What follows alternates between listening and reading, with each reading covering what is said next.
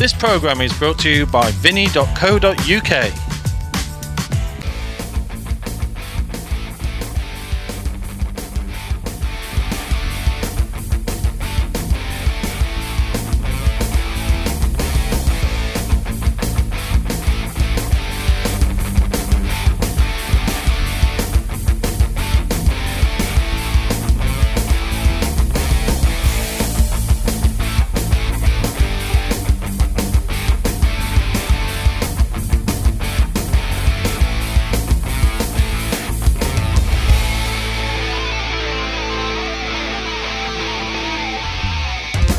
Welcome back, vinny.co.uk Champions League pool here this evening, and we are having an absolutely fabulous time. 3 games in, and it is still absolutely all on the line. You cannot pick a winner between this group, Simon, and so it's proved. We talked about that at the top of the show, and goodness me, it proved to ring true. Yeah, it's still very, very tight, isn't it? It's tough to say. You'd say, you know, it's still in Tom's hands, but one thing we do know for certain is that Eddie Barker is out, unfortunately, having lost his opening 2 matches. The most he can get to is 2 points, and with Sean Story already on 3, it means Eddie Barker is out.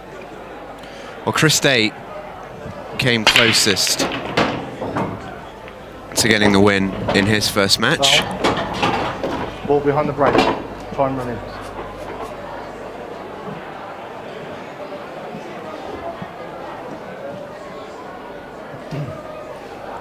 And he's a little unlucky with the cue ball going straight in, but you know, I've said it numerous times down the weeks and months that we've been doing the pool here on Free Sports, Simon. Queuing straight in to a pocket is user error. You get kicked in, you're unlucky, but Chris will be annoyed about that.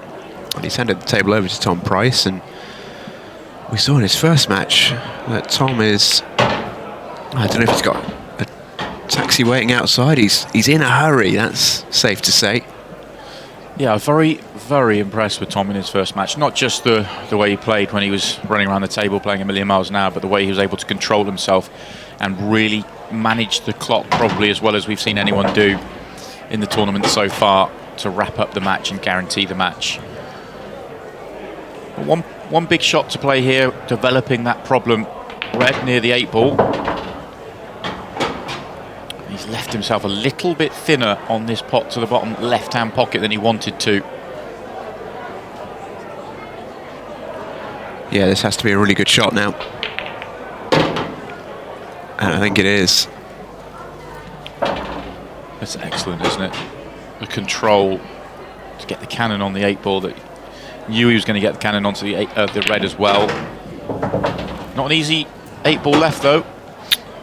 Was just thinking that this is really tricky. It's been a great clearance so far.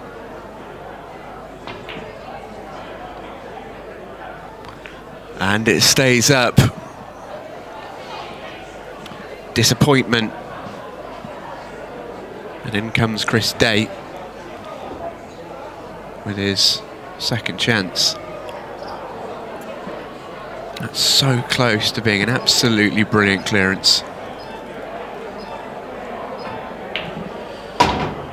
Yeah, he did do all the hard work. I thought he could get better on the 8 ball than he really did. He could have come down the right-hand side of the table just a fraction more by using a yellow to pot the last red, but still thought he was going to make that tricky 8 ball. Now it's important for Chris to counter clear. Talk about this a lot when you're playing against a player that's playing well. You've got to punish them when they make a mistake. Step in. Overran his position onto this yellow nearest the cue ball. He looks like he's overrun it once again. It was just pulled up in time. Would love to be a hair straighter so it wasn't as much of a cutback, just to guarantee the pot.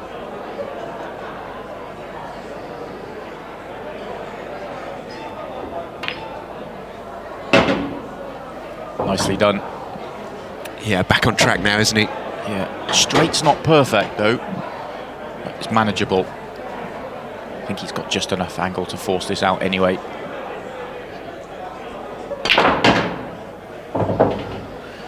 Well, what that means is he can't get close to his last yellow. Drop this one in the centre, he's going to be a long way away from his last ball. Black's guaranteed. That's what he's got in the back of his mind. This last yellow is now going to be everything. How close can he get to it? It's a pretty good shot, I'd say. About as good as he could have got. Yeah, he's got further up the table than I expected him to. Still missable, but I don't expect it. For all but 1-0.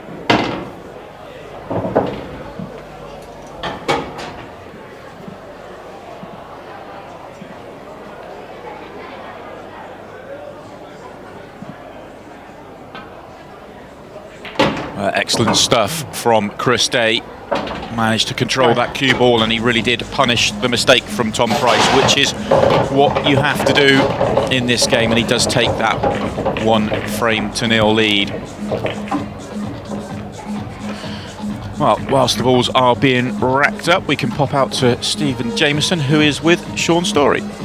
I certainly am, Sean. Good to see you. How are we doing after that match? It seemed to be a good performance from you.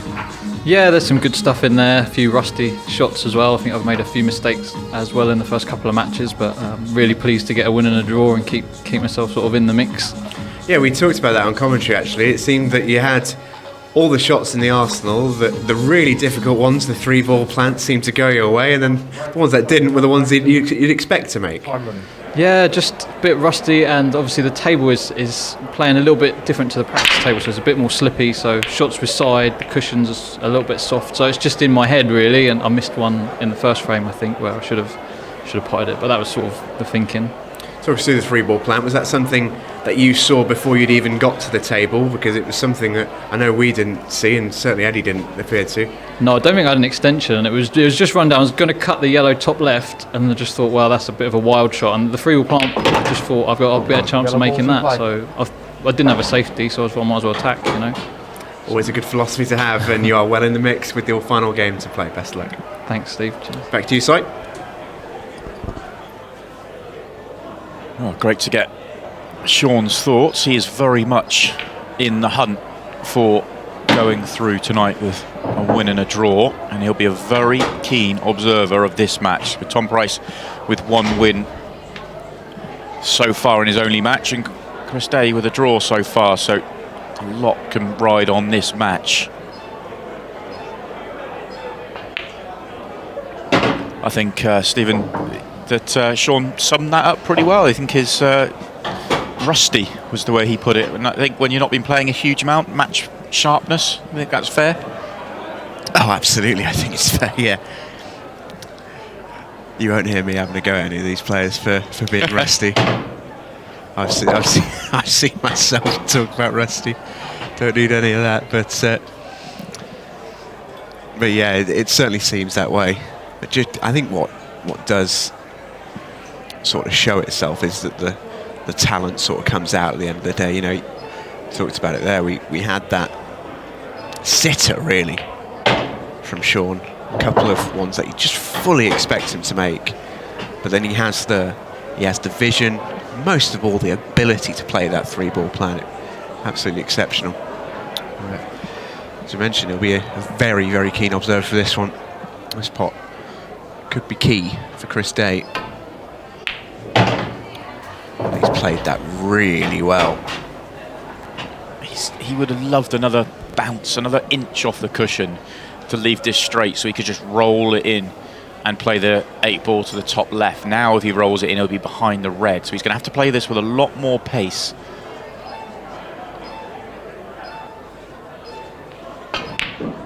Yeah, and that's why forced the miss. He was trying to pot that, he was trying to avoid the red actually. He makes the centre pocket, the cue ball actually goes into the red. So you called it absolutely spot on. I mean, we had a great shot there of just Tom Price's viewing angle. You could see he was a little bit interested. He knew he had a bit of a chance there. And having given Chris the opportunity to start this frame, very similar in reverse to the first, in a sense of the man who's at the table. Exactly, isn't it? Chris Day misses his last ball. Now it's up to Tom Price to counter clear. I think there's plenty of the 8-ball showing to go into the right centre. I don't think that's going to cause him a problem if he gets that far. I'd like to leave an angle on the next ball just to be able to travel up the table. Doesn't want to leave this straight. Well, he's missed the pot. Oh, it's bad news, good news really for Tom Price. Yes, he's missed the pot. Don't think he's left much here for Chris Day. I don't even think it goes into the top left-hand pocket. I don't know. I don't think there's a lot you can do here. This could be a good old hit and hope.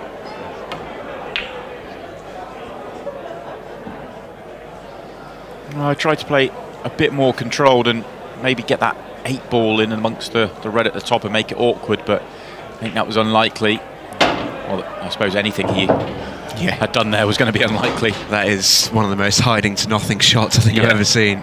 Really didn't have anything to go out there. And it might be that Tom played that last shot with that in mind, maybe. But he has no excuse for that one. He played it cushion first just to get the white out a fraction and just overhit the shot. And now it's awkward. He can't, I don't think he can see the one at the top of the table. Extension called. Oh, he must be able to because he's going to play it. Oh dear. Was going cushion first, trying to pot it so that the white would swing round again, and that's an absolute gift for Chris Day. He had room as well.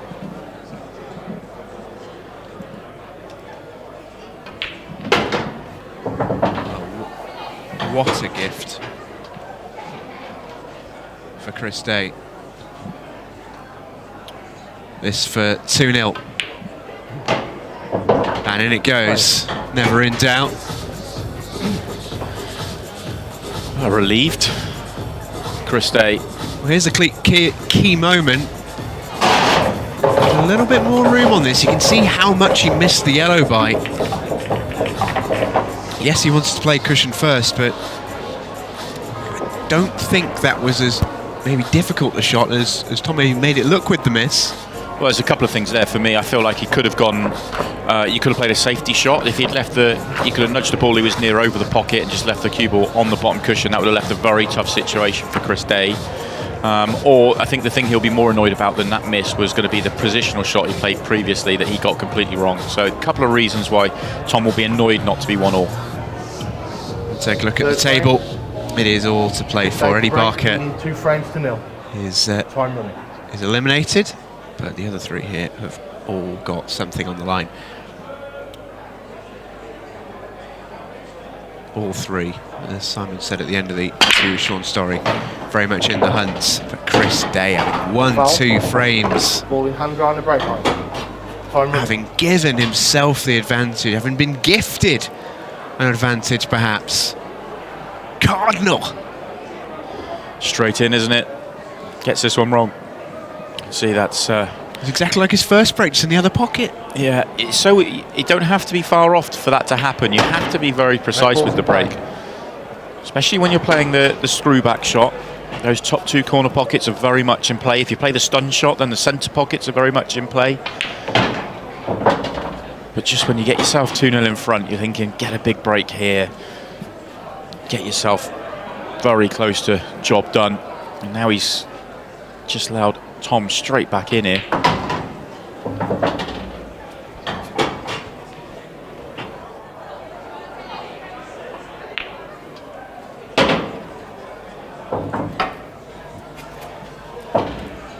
Perfect all the way through.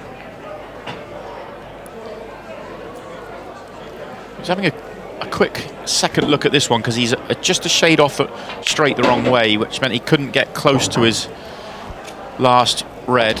I thought he might roll it through and drop that in to leave the 8-ball into the centre pocket, but he's playing for the 8-ball in the same pocket. From this camera angle, it looks a little bit tight, and now the cue ball's finished close to the 8-ball. This is now very missable. Okay, he's got the centre of the pocket.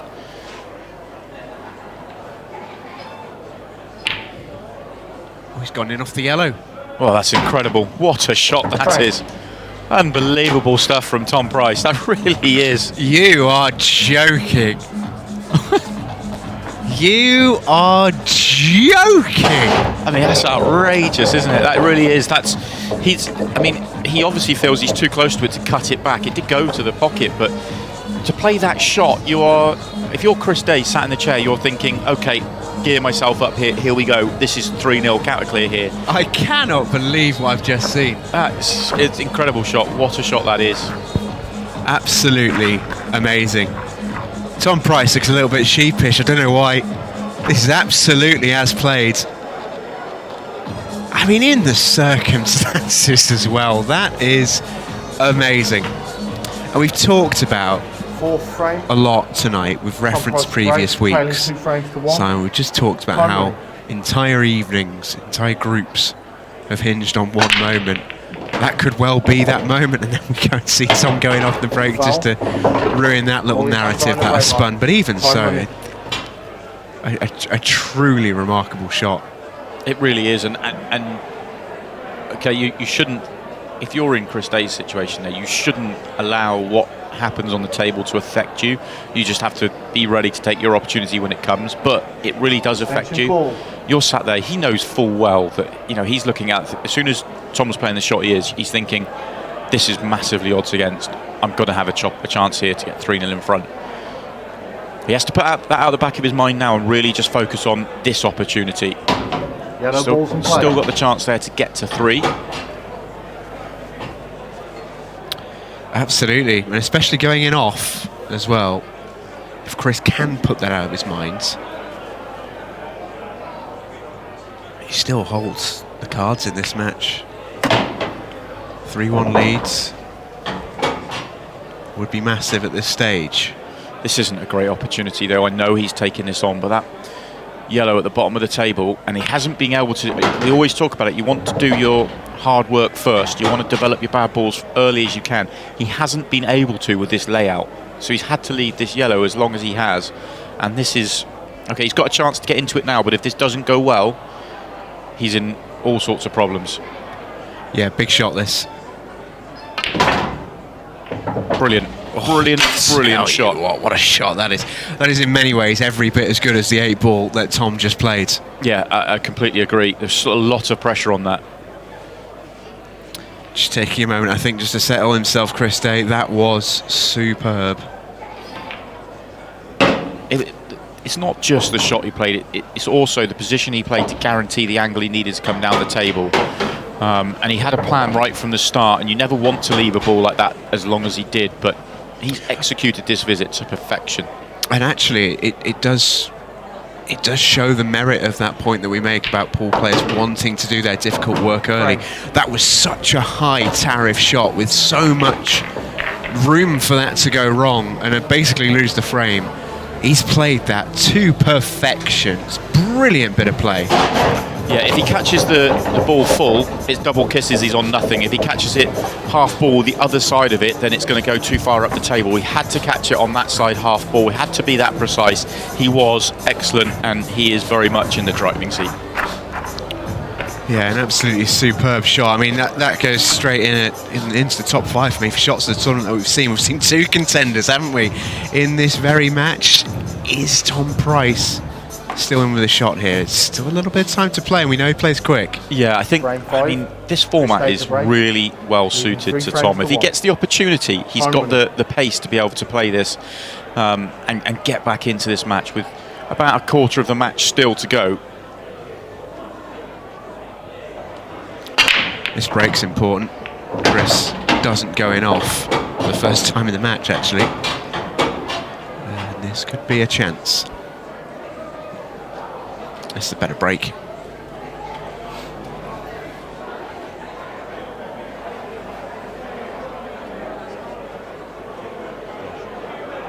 Really gone into those.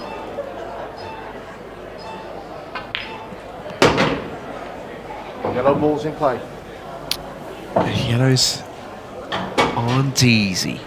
Yellow on the side cushion, especially with where the red's just gone, is tricky. But if he can get this clearance, he gets the win. And, well, really throws the cat amongst the pigeons in this group. It's a big break, this. Big visit for Chris Day. I think he's got a lovely little angle if he wants to take this to the top right to drift onto his yellow on the right-hand side. The problem he's got is if he plays on it, getting to the last yellow is going to be a real problem. If he left it straight, he's got no shot. He has got a fraction of angle, but it's not perfect. I don't think he can get nicely onto his last yellow. Queuing is horrible. I think all he can do is drop this in, leave yellow from distance. Yeah, I think he'd rather, it's not quite hand on table, but hand on cushion. Take this as the difficult shot rather than his last one. Yeah, he's just got to make the pot as well. Natural position. It's for a chance to win it. Oh, how about it? How about it? Well, make no mistake, Chris Day has really had to earn this. Couple of fabulous shots in the past 4 or 5 minutes. That's a stunning finish from Chris Day. Absolutely brilliant. And he now is in with a very, very good shout. He sets up a mouth-watering final game. Oh, it's all to play for. That's incredible, really. When you consider the 2 finishes that Chris Day has taken out, those last 2 frames, especially on the back of that unbelievable 8-ball that we saw Tom Price play, to respond with a reverse dish, break dish would be impressive enough. But with that reverse dish and that break dish, considering how awkward the balls were, that is incredible stuff from Chris Day. And he is very much in tonight's, well, in with a chance of going through as the winner tonight. Oh, he certainly is. We are set up for a grandstand finale. We only have 2 more matches to play. We still have 3 players in with a shot of qualification. Don't go anywhere.